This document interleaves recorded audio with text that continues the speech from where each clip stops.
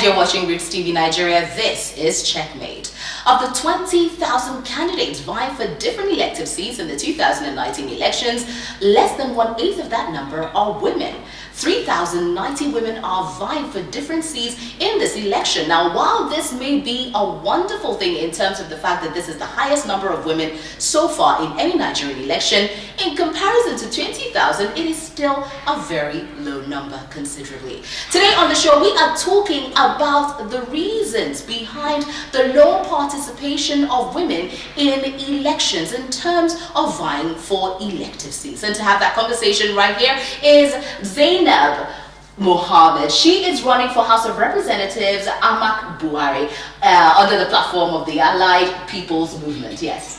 And we will be talking about a whole lot concerning female candidacy. But before we go on and talk about that, here are some statistics that you should bear in mind. As I said earlier, 3,090 women are vying for elective seats. Of that number, 6 were vying for presidential slots. 22 of them are running for vice presidency. 232 of them Senate. 532 House of Representatives.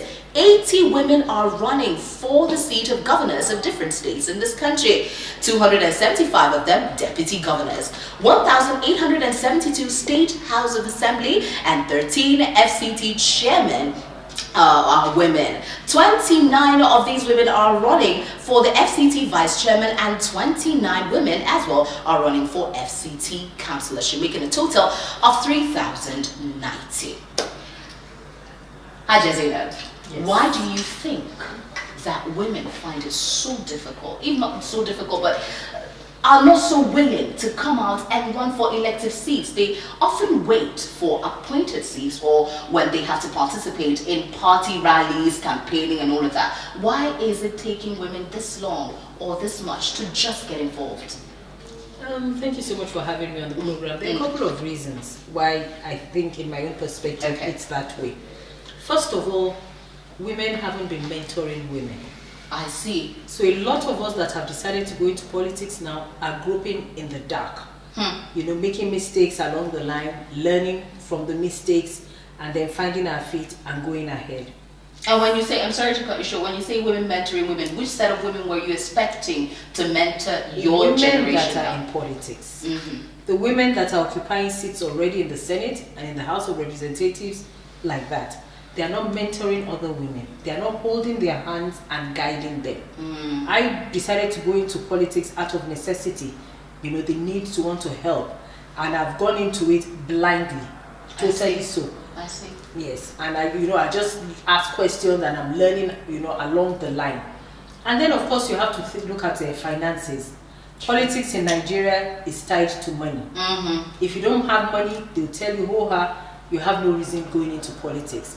We don't consider the fact that persons might have things to offer, selfless sacrifice, to the society. We don't look at that first. We first of all want to know, how much money do you have? How much money can you give me to go and vote for you? Can you give me t-shirts? Can you give me a mudu of rice? Those are the things that they look out for, first of all, when politicians approach, the electorate. And then you should look at the perspective of security. I see. There are a lot of threats out there. Yes. Day in, day out, people that are working with me keep telling me, you shouldn't be going to that kind of a place. Don't go to that kind of a place.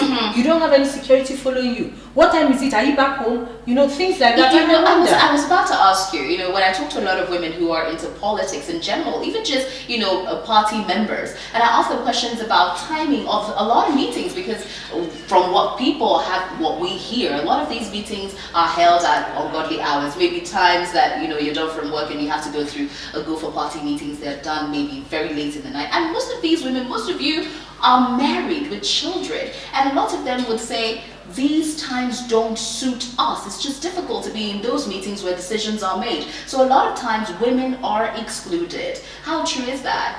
Well, in my own party, I haven't had that kind of a challenge. I see. I want to believe that maybe the more popular parties I see. are the ones that have to go through midnight, meetings. And maybe they are planning evil, because I don't know what happens to the 24 hours, or rather the earlier parts of the day, that you cannot make decisions and take decisions. When my party has meetings, we always have meetings, during the day. If anything comes up at night, we can sort it out, over the phone, and then wait till the morning to sort it out. But the women within my party have never been dragged out at ungodly hours to come and have we are in a very patriarchal society. I mean, a lot of African societies are very much like that, and women are seen as, I will give you based on some of the information that I've gotten talking to women and men alike on this topic. Women are seen to be irrational. Women are seen to be too emotional. Women are seen to not be able to take those strong decisions that are required maybe in times of crisis, and that is the reason a lot of people feel they are not good enough or they are not strong enough to be in elective positions. And that's why a lot of them, when they come out for elections, they often don't get votes. These are some of the views that I have heard from even women as well as some men. How true is that? I don't think so. I don't think women are irrational. I mean, the typical woman, especially the African woman, is strong. The burden we carry is even abnormal, if you ask me, because they are carrying so much, especially in this 21st century, where women work, that the men have now become, laid back, so to speak. I see. The women are doing so much more, and I don't think women are irrational. If women might be emotional, that's because that's the way we are wired. It doesn't becloud our sense of judgment or our sense of reasoning. I mean, there are so many proverbial sayings, in Africa, that you can still see through your tears. So even if you're crying, you will still be left to make to make decisions. And if you ask me, I think women are better managers. Women are better at taking, emergency decisions, so to say. I see. Let's go on to something that came up. Well, it has been bubbling under for a long time, not just in Africa, but even all over the world, where women have to be at the forefront of any kind of election or any kind of political office. Sexual harassment. A lot of women have also been, reporting this. Some women who've been trying to get into political offices, some of them, this has been a discouragement for them. I want to know, first of all, have you heard these allegations? Number two, have you ever experienced it? And number three, do you see that as a hindrance to women, coming into politics and then vying for elective positions? I've never encountered that.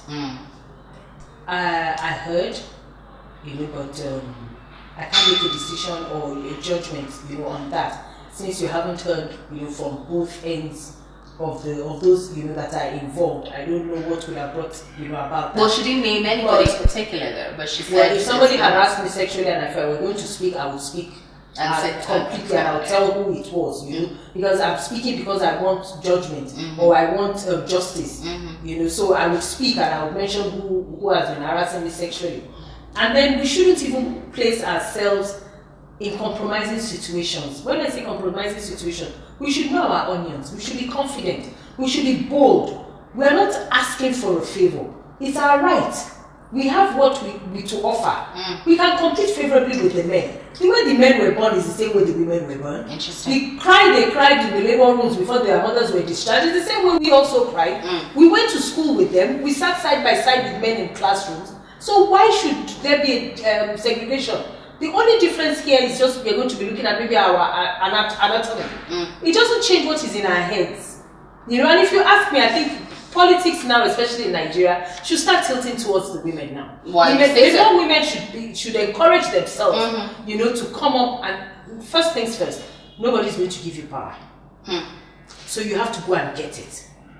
And then if you know you don't have any selfish reasons behind you, you want to go and give of yourself. You want to sacrifice your time, your resources to help the seemingly voiceless persons. Then you should be bold enough to face whatever comes your way. They say politics in Nigeria is a dirty game, and a lot of times, corruption is a big problem in this country, and on so many occasions, some women I have spoken to, and some would tell you that, it requires exchanging hands, changing this, exchanging that, which some women probably are not bold enough to do or not interested enough. Do you think the corruption in the country, and of course the way the Nigerian political system is structured? You said earlier that a lot of women don't have money to give this person or that person to buy votes and I'm not saying that's what happens, but you brought that up. Do you think that's also a hindrance to women, because most women may not be bold enough or interested at all, based on a lot of moral tilting, to get involved in a thing like that? So most of them will say, I'd rather stay away from elective offices. I won't stay away from elective office because of that. And as I do my campaigns day in, day out, I was telling you as we're coming up the stairs now, I'm coming from a couple of communities in the Igbo axis, and I make it clear to them, I don't have any money to give to anybody. What I have to give you is selfless service. Is it resonating? If I give you money now, once I get there, the first thing I'm going to do is to recoup my money. And if I'm going to be recouping my money, then I don't have the time to work for you. I'm not owing anybody. I haven't borrowed anybody's money. I have used the money that I have. Friends and family have contributed, Crowdfunding is what has brought me to where I am, today. I see. And at the end of the day, when I get there, there's no debt on my head. So what do I need to do? Is to give back to the people what they actually do deserve. 3,090 women are vying for different elective seats. How do you see them doing in this election? There are about 20,000 candidates in all. 3,000 thereabout are women. How do you see them faring this time, considering that women don't always fare well in Nigerian elections? How do you see them doing It's going to change this time around. Because I've been privileged to meet with a couple of women that are going to politics for the first time across the country. And the content, the quality of the women, even though I will tell you that some of them are in it for the fun of it. Somebody even told me that she's using it as a learning process. But she's preparing herself for 2023, which is fine. But I've met some, especially the young girls. I've met a lot of young ladies that have gone into this and they have quality content. They have what they would offer the populace. Politics of 30 years ago is not the same thing. So you need to give us a chance. And to give you a chance to prove yourself. Best of luck, Zainab Mohammed, as you go into the elections. And of course, we have been talking to Zainab Mohammed from the Allied People's Movement. She is contesting for House of Representatives in the forthcoming elections. Give us your thoughts about this conversation on the comment section of this video. What are your thoughts about women in elective offices? Do you think they're going to do well in this particular elections? You've been watching Checkmate right here on Rootstv Nigeria. My name is Gloria ORJI-EMODI.